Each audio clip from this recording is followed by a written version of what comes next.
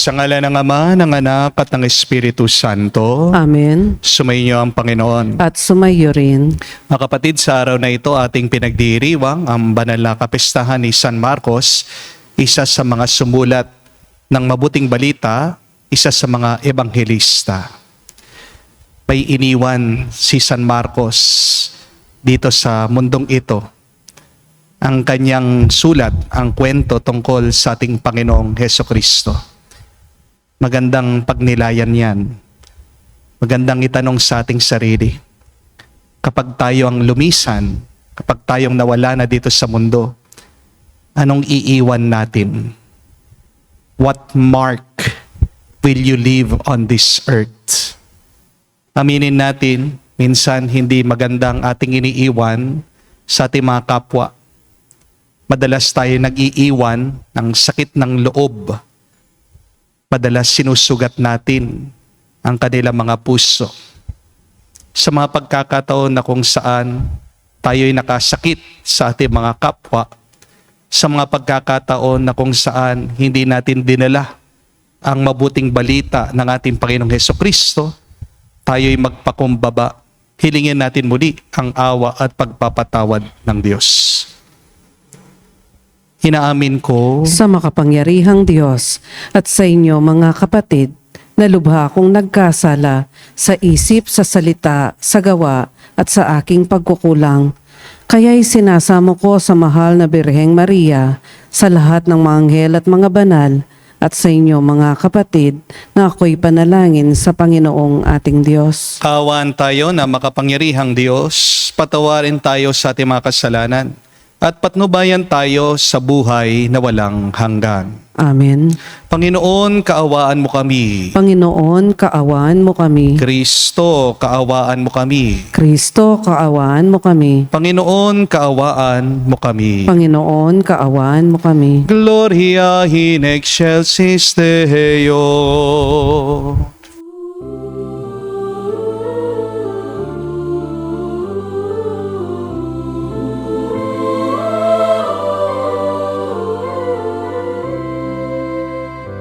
Luwalhati sa Diyos sa kaitaasan, kaloob sa lupa ay kapayapaan. Pinupuri ka at ipinagdarangal, sinasamba ka dahil sa dakila mong kaluwalhatian. Panginoon naming Diyos, Hari ng langit, Amang makapangyarihan, Panginoong Hesukristo, buktong na anak ng Diyos, Kordero ng Ama. Ikaw na nag-aalis ng mga kasalanan ng sanlibutan. Tanggapin mo ang aming kahilingan, ikaw na nanuluklok sa kanan ng Ama.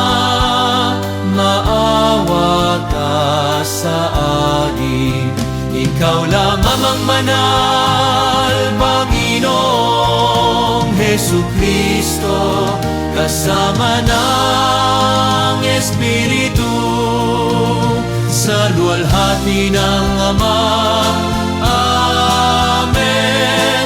Amen. Amen. Amen. Manalangin tayo. Ama naming makapangyarihan, iyong dinangal si San Marcos na naging tagapaghatid ng mabuting balita sa iyong kagandahang loob. Hinihiling namin kami sana'y umunlad sa pagkakaroon ng kanyang kaalaman upang ang mga yapak ni Kristo ay matapat naming masundan sa pamagitan din ni Hesukristo kasama ng Espiritu Santo magpa sa walang hanggan. Amen.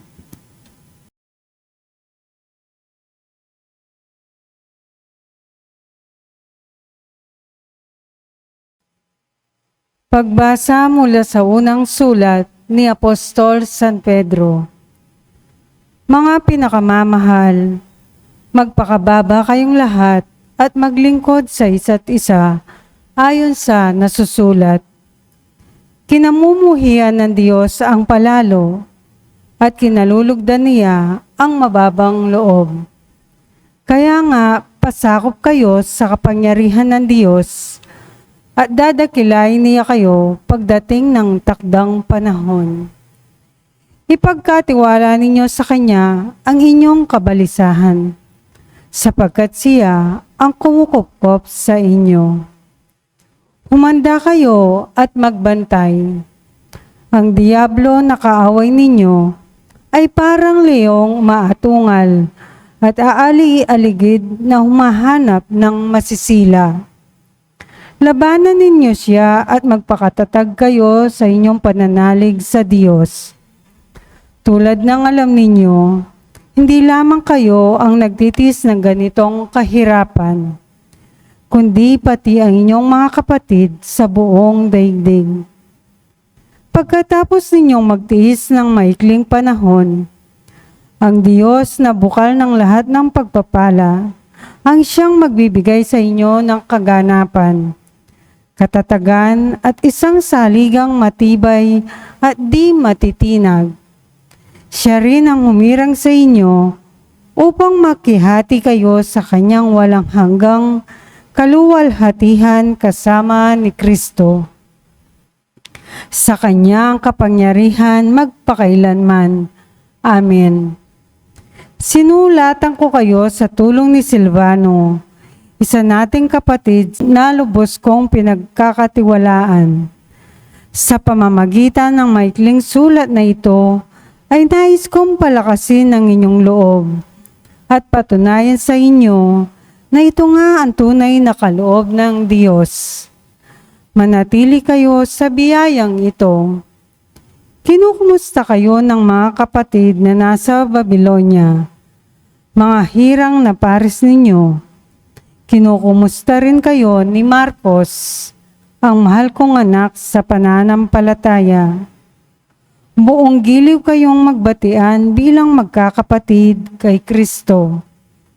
Ang kapayapaan ay sumainyong lahat, mga tagasunod ni Kristo.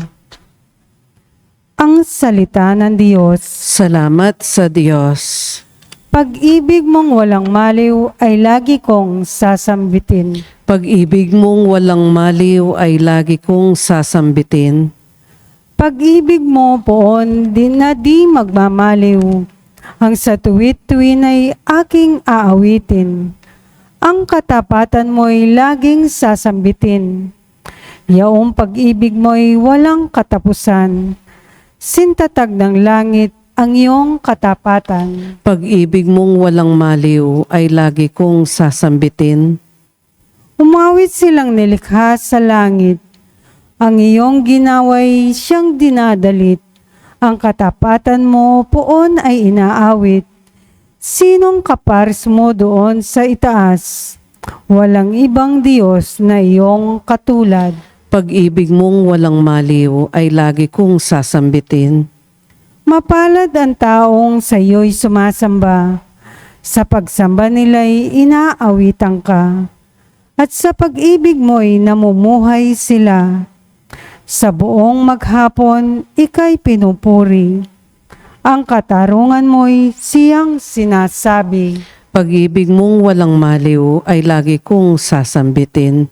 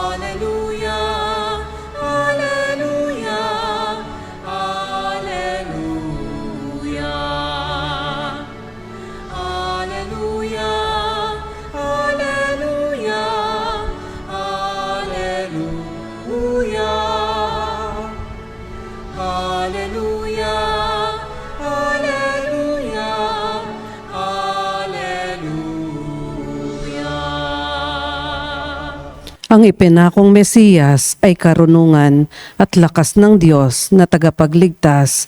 Aleluya, aleluya. Sumainyo ang Panginoon. At sumayo rin. Ang mabuting balita ng Panginoon ayon kay San Marcos. Papuri sa iyo, Panginoon. Nung panong yun, nagpakita si Jesus sa 11 at sinabi sa kanila, "Pumayo kayo sa buong sanlibutan at ipangaral ninyo sa lahat ang mabuting balita. Ang sumasampalataya at mabinyagan ay maliligtas. Ngunit ang hindi sumasampalataya ay parurusahan. Ang mga sumasampalataya ay magtataglay ng ganitong tanda ng kapangyarihan. Sa pangalan ko'y magpapalaya sila ng mga demonyo at magsasalita ng ibang wika. Sila'y hindi dumampot man ng ahas o uminom ng lason. At gagaling ang mga may sakit kung maputungan sa kanila mga kamay."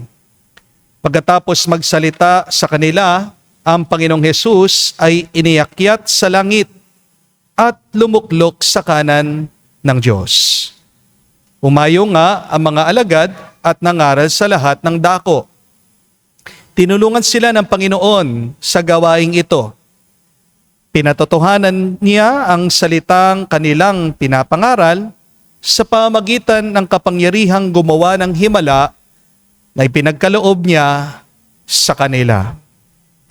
Mga kapatid, ang mabuting balita ng ating Panginoon. Pinupuri ka namin, Panginoong Hesukristo. Magandang araw po muli sa inyong lahat.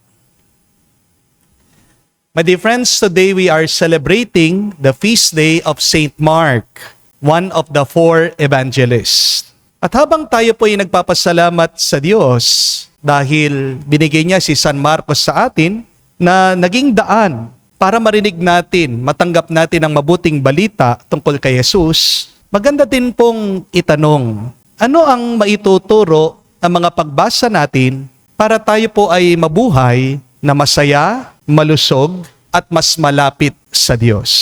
My dear friends, my dear brothers and sisters, using today's reading, here are 3 lessons so that you can continue to become happy, healthy, and holy.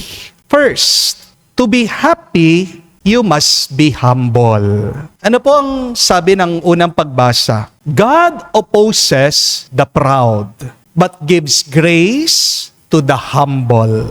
Mga kapatid, ang taong mayabang, laging may kaaway. Ang taong nagpapakumbaba, palaging payapa. Kaya, kung gusto mo talagang sumaya sa buhay, wag mong ipaglalaban ang ego mo. Ipagkatiwala mong sarili mo palagi sa Diyos. Sabi po ni San Pedro sa ating unang pagbasa, that we should cast all our worries upon Him because He cares for you. Kapag palagi kang nag-aalala, isa lang ibig sabihin yan, hindi mo pinagkakatiwalaan ang Diyos. Kapag ikaw ay palaging nag-aalala, gusto mo palagi ikaw ang masundan. Di po ba? Tandaan niyo po, hindi ka magiging masaya kung gusto mo palagi ikaw ang tama. Hindi ka magiging masaya kung pilit mong kinokontrol ang lahat. Kaya nga po, pansinin niyo sa ating katawan, 2 lang ang ating kamay. Anong ibig sabihin yan? Para wag mong pakialaman lahat ng bagay. Hindi po ba? Kahit naman po ang octopus, 8 po ang kanyang tentacles, ang kanyang kamay. Hindi po ito nangangarap na hawakan o balutin ang lahat ng bagay. Ang tunay na saya nanggagaling sa pusong marunong magpakumbaba at marunong magtiwala sa Diyos. Amen? Dahil mas magaan ang pusong nagpapakumbaba kesa sa pusong mayabang.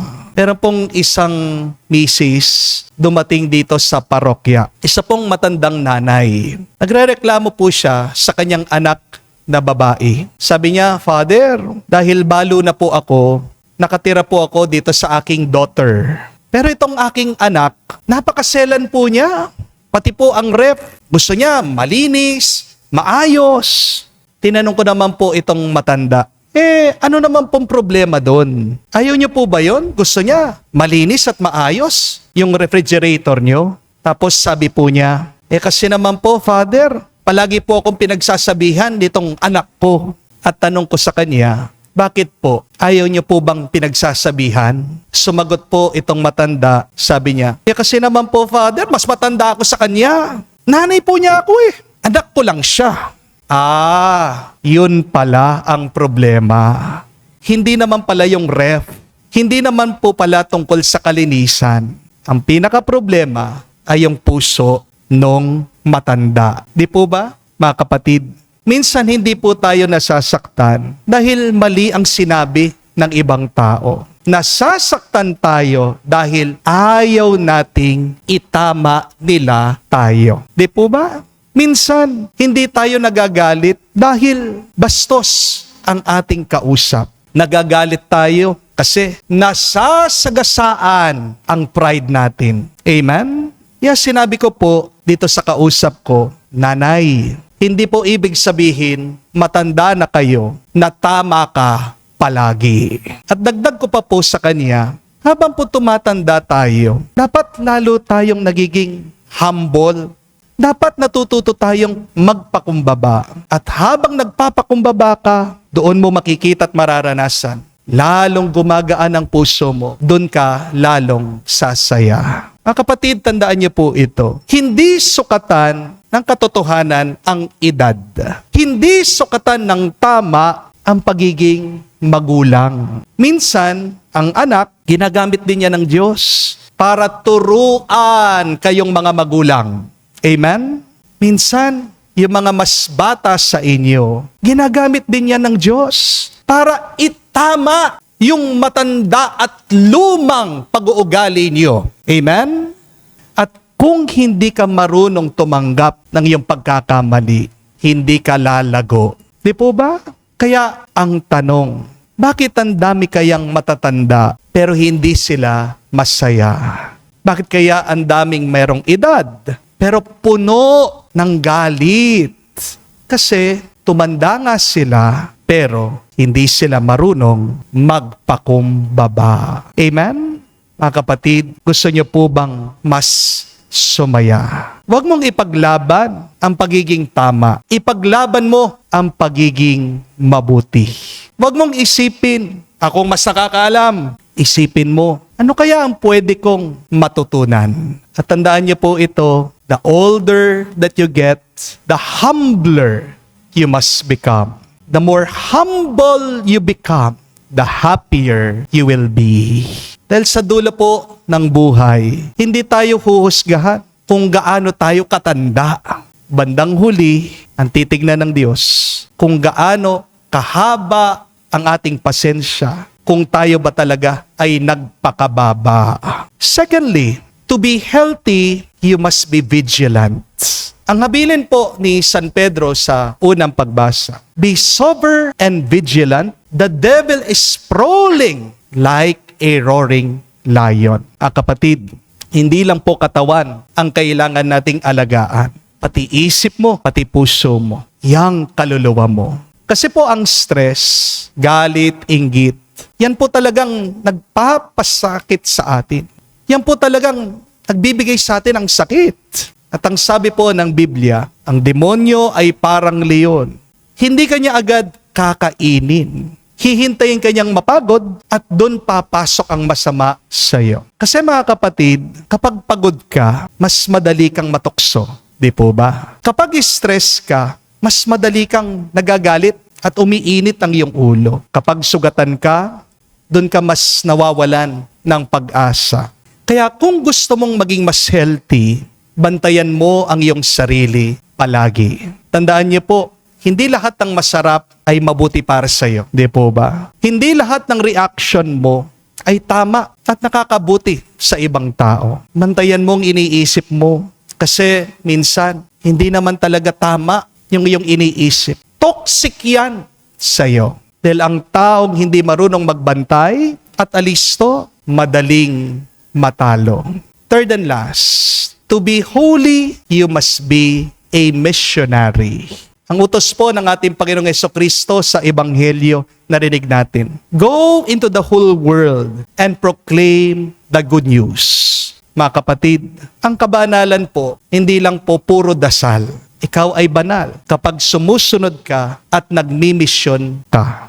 Si San Marcos, hindi lang po siya basta't nakinig sa mga turo tungkol sa ating Panginoong Jesucristo. Sinulat niya ang mabuting balita. Hindi ka nagiging banal kung nakikinig ka lang at tinatago mo ang iyong pananampalataya. Ipahayag mo ang ebanghelyo sa buhay mo. Paramdam mo ang faith mo sa pamilya mo, sa mga katrabaho mo. I-convert mo ang ibang tao sa pamamagitan ng social media. Alam niyo po ang kulang ng mundo natin ngayon. Hindi po kulang ang ating buhay sa mga taong sumasampalataya sa Diyos. There are a lot of people who believe in God, and yet we need more people who live their belief in God. Yan po ang kulang ng ating mundo. Mga taong binubuhay ang kanilang pananampalataya. Marami sa atin diyan nagkukulang. Pagdating sa simbahan, ang bait-bait natin. Pero bakit pagdating sa iyong pamilya, napakasama ng iyong ugali? Aminin, di po ba? Hindi niyo po kailangan maging pari para mangaral kayo. Kailangan mo lang maging tunay araw-araw. Sabi po sa Ebanghelyo, while they went and preached, the Lord worked with them. Ano pong ibig sabihin? Na kapag ginagawa mo ang iyong misyon, hindi ka nag-iisa, kasama mo ang Diyos. Tandaan niyo po yan. Kaya huwag kayong magtataka. Bakit ramdam mo, hindi mo kasama ang Diyos? Bakit nanghihina ka? Bakit depressed ka? Baka naman ginagawa mo ay yung hindi naman pinapagawa ng Diyos sa iyo. Kapag ginagawa mo ang kagustuhan ng Diyos, gagabayan ka niya, sasamahan ka niya, at ang sabi sa Ebanghelyo, magpapakita pa siya ng mga himala sa pamamagitan mo. Mga kapatid, ang tunay na banal, hindi tahimik. Kung nagpapahayag ka ng kabutihan ng Diyos, yan ay maririnig at makikita ng mga tao sa salita mo, sa kilos mo, sa buhay mo. Kaya tandaan niyo po ito. Kung gusto niyo pong sumaya, magpakumbaba ka. Kung gusto mong agad gumaling sa iyong sakit, magbantay ka. Kung gusto mong maging mas banal, ipahayag mo, buhayin mo ang ebanghelyo. At tulad po ni San Marcos, huwag nating itago ang mabuting balita. Ibahagi mo ito sa buong mundo. Dahil ang tao na may Diyos sa kanyang puso, hindi lang po nabubuhay. Nagbibigay din siya ng buhay sa kapwa niya. Para po tayo patuloy na maging masaya, malusog, at mas pinagpala. Magpatulong tayo sa Diyos sa pamamagitan ng banalamisang ito. Hilingin natin ang panalangin ni San Marcos. At ating sabihin, San Marcos, ipanalangin mo kami ngayon at magpa sa walang hanggan. Amen.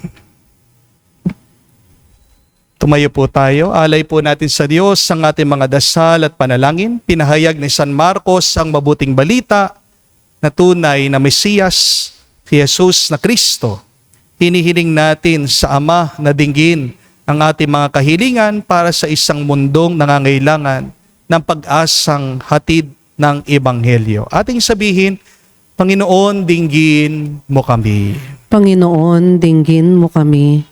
Ang simbahan naway maging sangbuhay na tanda ng tunay na malasakit at tapat na pangangalaga sa mga itinatakwil ng ating lipunan.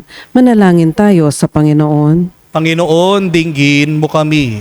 Ang mga lumihis sa matuwid na landas, naway marinig ang tinig ni Kristo, ang mabuting pastol na tumatawag sa kanila para magbalik sa kanyang kawan.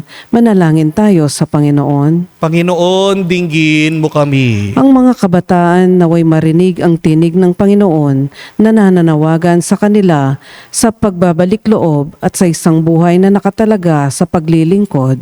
Manalangin tayo sa Panginoon. Panginoon, dinggin mo kami. Sa katahimikan po ng ating puso, sabihin natin sa Diyos ang ating mga personal na pangangailangan.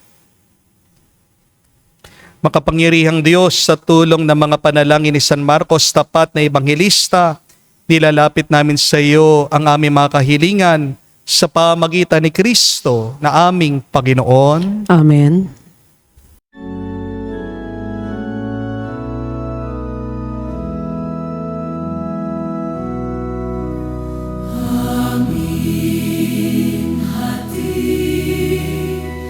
Alay na ito, ang tinapay na nagmula sa pagpapala mo.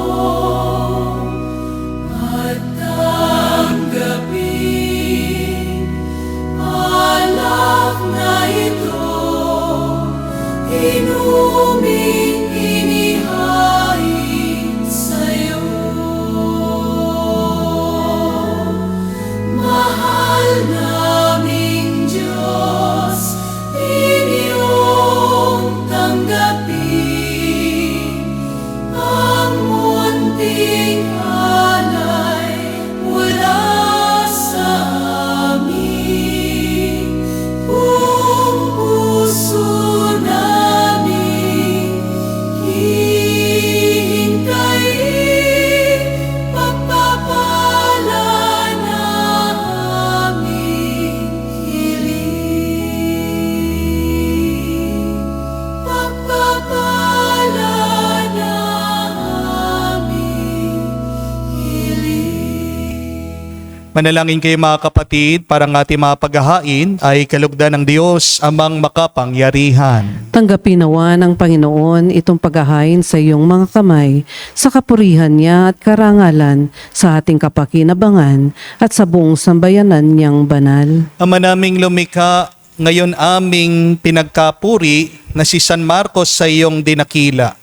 Tanggapin mo ang aming pagpupuri at mga alay na inihahain upang ang pagpapalang ng mabuting balita ay maganap ng iyong sambayanan ng buong tiyaga sa pamagitan ni Jesucristo kasama ng Espiritu Santo magpa sa walang hanggan. Amen. Sumainyo ang Panginoon. At sumayo rin, Itaas sa Diyos sa inyong mga puso at diwa. itinaas na namin sa Panginoon. Pasalamatan natin ang Panginoong ating Diyos. Marapat na siya ay pasalamatan. Ama naming makapangyarihan, tunay nga marapat ikaw ang aming pasalamatan sa pamagitan ni Jesucristo na aming Panginoon. Tinatag niya ang iyong sambayanan at mga apostol ay sa ligat katuwang sa pagpapanatili ng iyong pagmamahal na di magwawakas kahit kailan. Kaming sambayanan mo dito sa daigdig ay katibayan ng pamumuhay sa langit. Kami naririto ang tagapaghiwatig sa pagkakaisa ng tanan sa iyong pag-ibig. Kaya kaisa na mga anghel nagsisiawit ng papuri sa iyo, nang walang humpay sa kalangitan kami nagbubunyi sa iyong kadakilaan.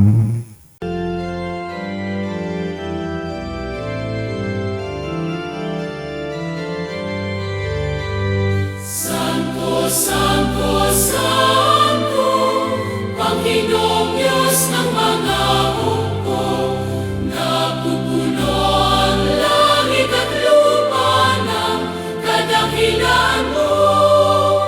Hosana, Hosana, sa kainasan, ilang na paririto sa ngalan ng Panginoon.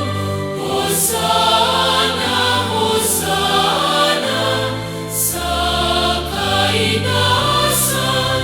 Hosana, Hosana, sa kainasan.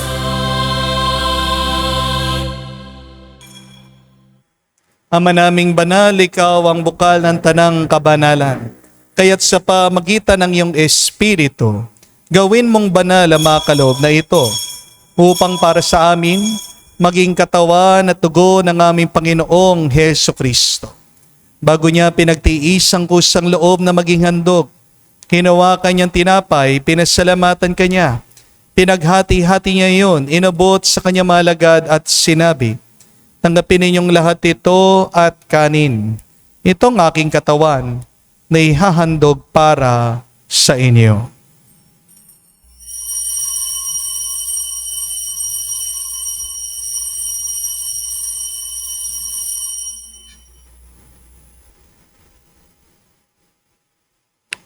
Gayon din naman, pagkatapos ng hapunan, hinawakan niyang kalis, muli kanyang pinasalamatan.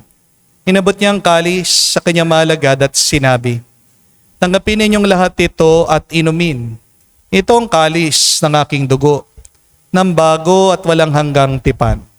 Ang aking dugo na ibubuhos para sa inyo at para sa lahat, sa ipagpapatawad ng mga kasalanan. Gawin ninyo ito sa pag-alaala sa akin."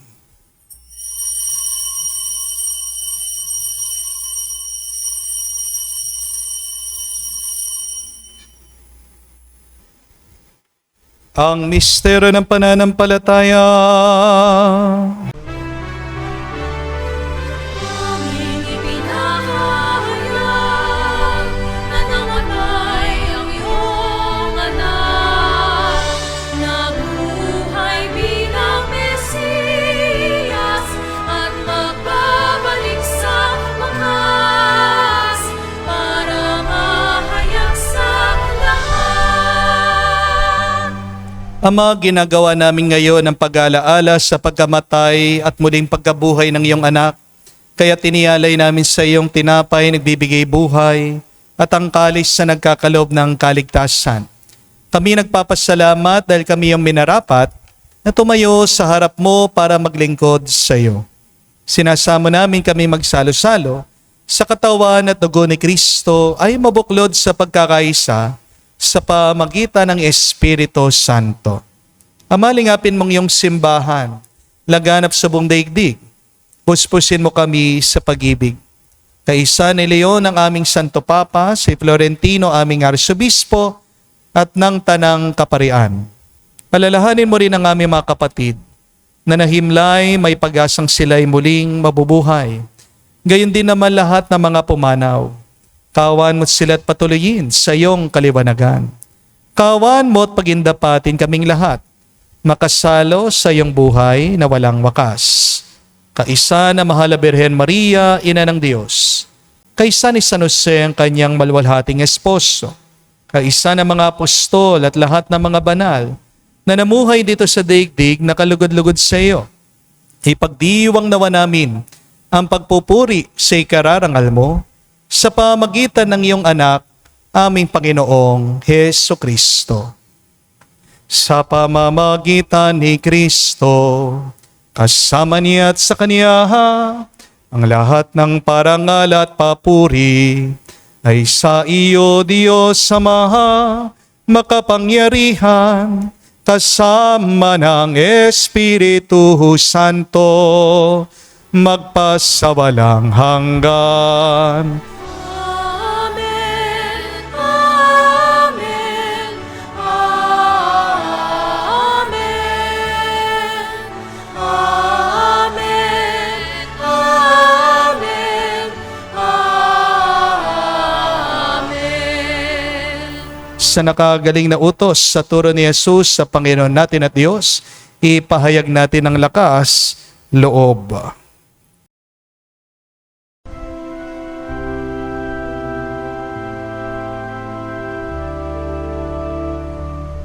Ama namin, sumasalangit ka, sambahin ang ngalan mo, mapasa amin ang kaharian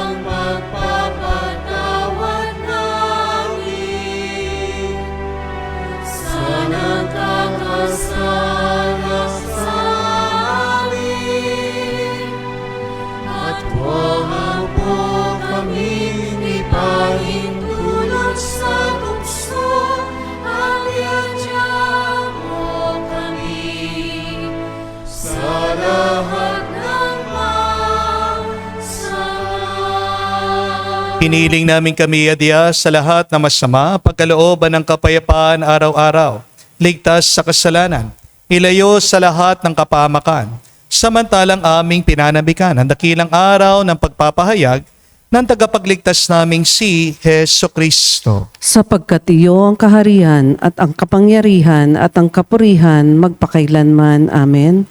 Panginoong Heso Kristo, sinabi mo sa mga apostol, kapayapaan ang iniwan ko sa inyo, ang aking kapayapaan binibigay ko sa inyo. Tungayan mo ang aming pananampalataya at huwag ang aming pagkakasala.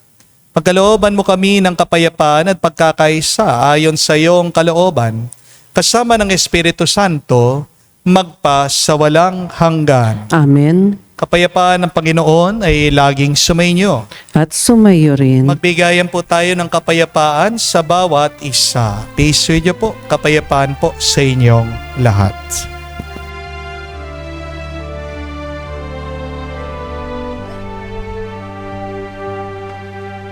Kordero ng Diyos na nag-aalis ng mga kasalanan ng sanlibutan, maawa ka sa amin. Maawa ka sa amin. Kordero ng Diyos na nag-aalis ng mga kasalanan ng sanlibutan, maawa ka sa amin. Maawa ka sa amin. Kordero ng Diyos na nag-aalis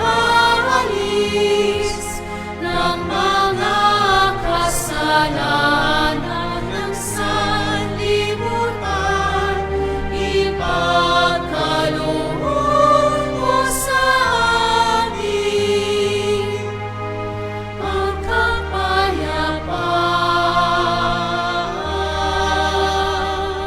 Mga kapatid, naririto ang ating Panginoong Yeso Kristo, ang Kordero ng Diyos.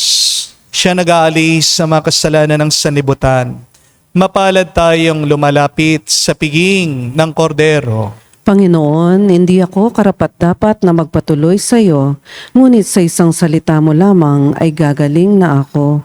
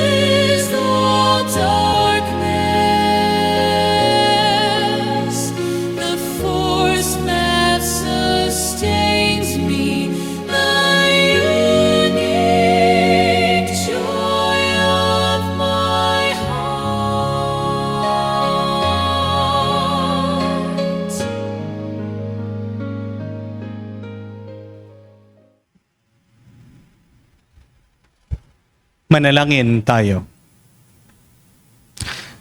Ama namin mapagmahal, ang pagsasalo-salo namin ngayon sa iyong banal na dambana ay magpabanal nawa sa amin. At ang banal na pakikinabang ay magpatatag nawa sa aming pananampalataya sa mabuting balitang pinangaral ni San Marcos sa pamagitan ni Jesucristo kasama ng Espiritu Santo magpasawalang hanggan. Amen. Inanyayahan ko po kayo ngayon na ilagay ang inyong mga kanang kamay sa inyong mga dibdib. Sabay-sabay po natin dasalin ang the miraculous prayer of Padre Pio for the quick recovery and healing of the sick. Heavenly Father, I thank you for loving me. I thank you for sending your Son, our Lord Jesus Christ, to the world to save and to set me free. I trust in your power and grace that sustain and restore me. Loving Father, touch me now with your healing hands. For I believe that your will is for me to be well in mind, body, soul, and spirit.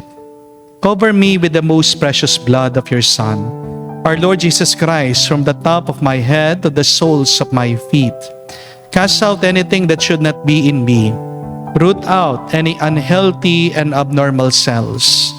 Open any blocked arteries or veins, and rebuild and replenish any damaged areas. Remove all inflammation and cleanse any infection by the power of Jesus' precious blood.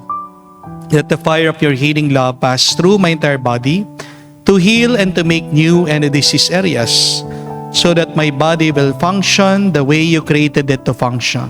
Touch also my mind and my emotion, even the deepest recesses of my heart.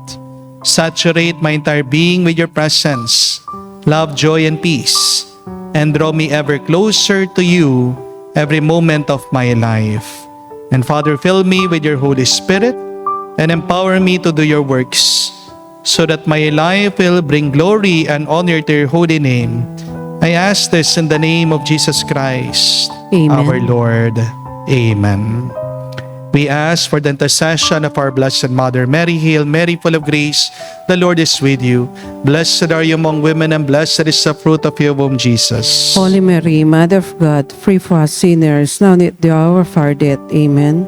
Padre Pio Petralcina, Pray for for us. Muli po, kami nagpapasalamat sa inyong lahat ng mga followers namin na pumunta at pumupunta dito sa ating parokya, bumibisita. Maraming salamat po sa inyong presensya, lalong-lalo na din po sa mga online mass goers natin na walang sawang sumusuporta sa ating mga project dito po sa loob ng parokya. Palakpakan po natin ang bawat isa dito. Thank you very much po. Meron pong 4 na ebanghelyo. At si San Marcos ay isa sa mga ebanghelista o isa sa mga sumulat ng mabuting balita. Pero sabi po ni San Jeronimo na meron pa daw pong 5 ebanghelyo. And what is the 5th gospel? It is the Holy Land. Dahil pag pumunta po kayo doon sa Holy Land, sa Jerusalem, sa Israel, hindi mo lang binabasa yung storya ni Jesus. Lalakarin mo, mahahawakan mo, makikita mo mismo.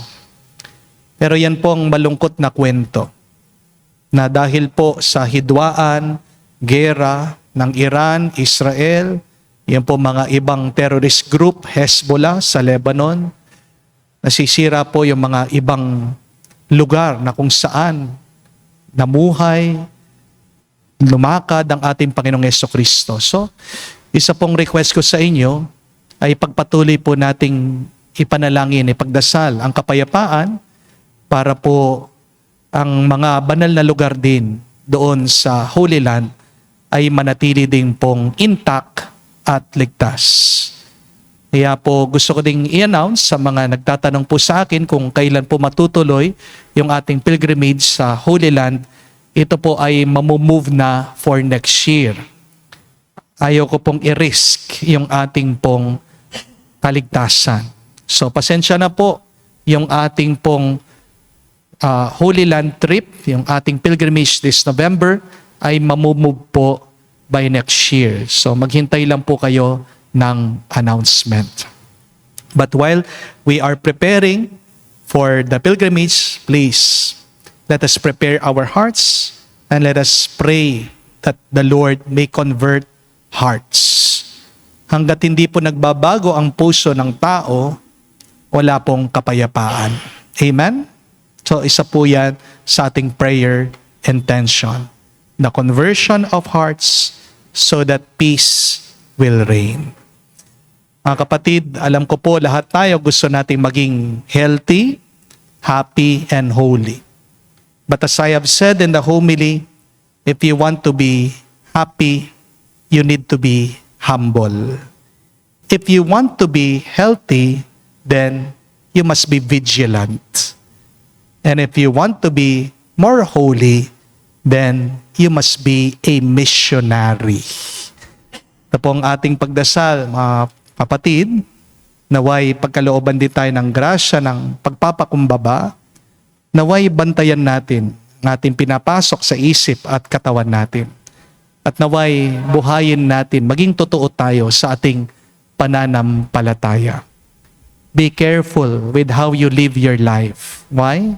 Because you might be the last Bible that other people would read.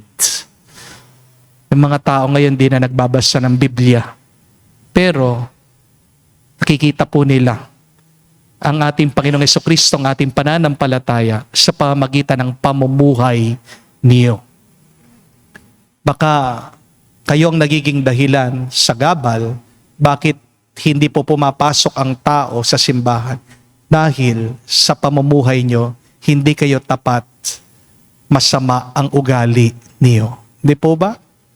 So we pray that the Lord will grant us the grace of humility, of vigilance, and may we be true missionaries of the faith. Sumainyo ang Panginoon. At sumayo rin. At kayo basbasan ng Diyos, makapangyarihan sa lahat, sa ngalan ng Ama, ng Anak, ng Espiritu Santo. Amen. Ang ating misa'y natapos na, humayo kayo sa kapayapaan ni Kristo. Salamat sa Diyos.